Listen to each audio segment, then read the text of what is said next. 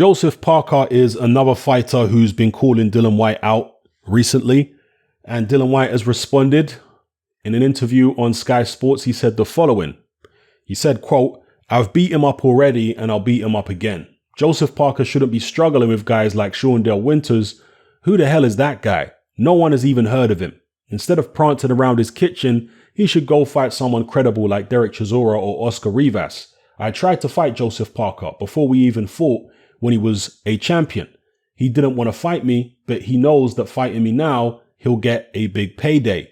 I fight Joseph Parker again, I will knock him out. I went into the fight with a broken hand and a broken rib, and I still destroyed him. I didn't outbox him, I beat him and dominated him. Imagine if I go in when I'm 100%, no injury, what's going to happen? The left hand was broken. It was the hand that I knocked him down with. Joseph Parker has had a lot of opportunities and he's wasted them. Simple as that. He had an opportunity to beat Anthony Joshua. He fought like a coward in that fight. He had an opportunity to beat me. He done all right, but he just talks crap. I'm sick of these heavyweights. If you don't really want it, don't call my name. When I wanted it, they didn't want to fight me." Unquote.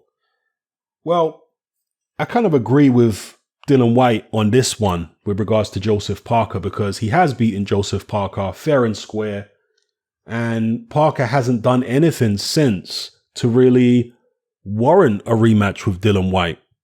I don't think the public are really clamoring for that fight. Look, if the fight happened, I'm sure people would tune in and watch. It's still a good fight, but people want to see progress. They want to see fighters move forward in their careers.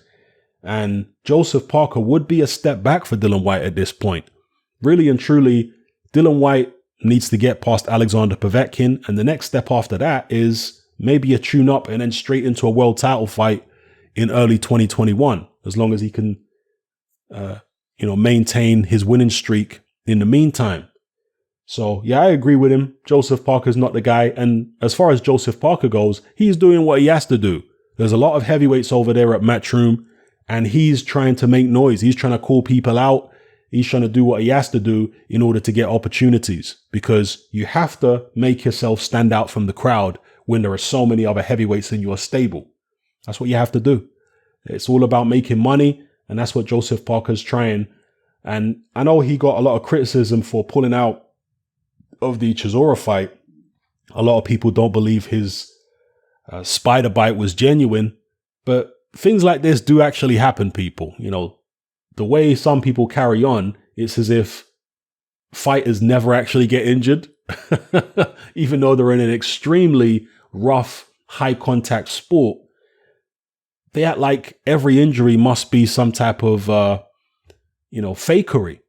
Well, occasionally, yes, fighters do fake injuries for whatever reason. Maybe they want to pull out and fight somebody else.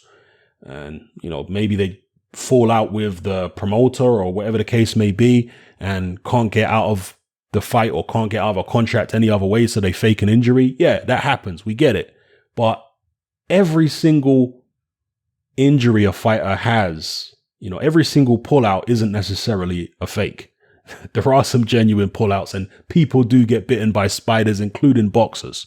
So if Joseph Parker wasn't feeling himself, maybe he really wasn't feeling himself. Do you know what I mean? Maybe it really was a spider bite. I'm going to give him the benefit of the doubt for now. So anyway, let me know what you guys think in the comment section below. Dillian Whyte versus Joseph Parker. I know some of you feel like Dillian Whyte was fortunate to win the first fight. Joseph Parker's team were talking about a headbutt, and they said that the fight was downhill from then for him.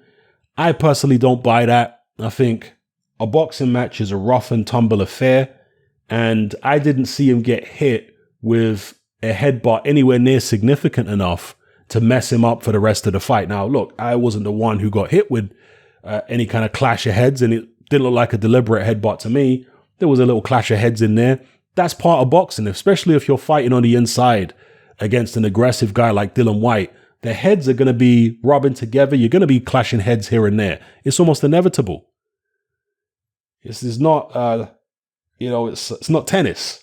This is a contact sport. As I say, when you're exchanging up close with someone, particularly if they're a similar height to you, your heads are going to clash. That's just going to happen, in the heat of battle. So, yeah, I didn't see anything there that should have messed Joseph Parker up for the rest of the fight. I didn't, take that clash of heads myself, but still, I didn't see anything. And I think it was just Joseph Parker's lack of grit that got exposed in that fight. That's my personal view. I think that Dillian Whyte bit down on his gum shield and he just outmanned Joseph Parker for the most part. It was only in the last round when Parker managed to hurt Dillian Whyte and drop him. Then all of a sudden Parker came alive. If he'd done that earlier in the fight, he might have had more success.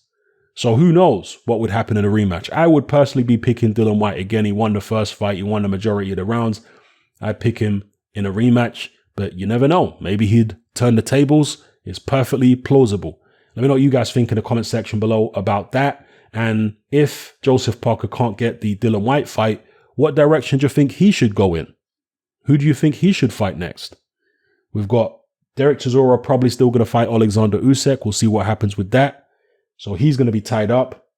Who should Joseph Parker fight? I mean, there's plenty of guys in his stable who he could potentially face, but it's whether he thinks the risk is worth the reward. So, for example, Martin Bakole, I'm sure he could face him. Bakole's always saying that he'd fight anybody. Michael Hunter, I'm sure he could fight him. Hunter's always saying that he'd fight anybody. But would Joseph Parker be willing to take a risk against either of those guys when the reward is not going to be that great? And how would he fare against either of those guys? If you've got any other suggestions for opponents for Joseph Parker, drop them in the comment section below. All right, let me know how you feel, guys. It's happening. I'm out. Join me on Patreon. I upload a minimum of 2 podcasts every single week, covering a wide variety of controversial topics, as well as live stream Q&A sessions. Take a look on screen right now at some of the podcasts I've produced so far. For just $3 a month, the equivalent of about £2 a month, you get access to all my new podcasts and my entire back catalogue of past podcasts, including my popular Confessions of a Nightclub Bouncer series. You can listen on your computer or on your smartphone or tablet by downloading the Patreon app from the Google Play Store or the App Store for free. The Patreon app also allows you to download each podcast in MP3. For less than the price of a cup of coffee, you get access to dozens of hours of exclusive content. It's easy to sign up, there's no contract, and you can cancel at any time. So come and join our community of free and critical thinkers by signing up with me here on Patreon today.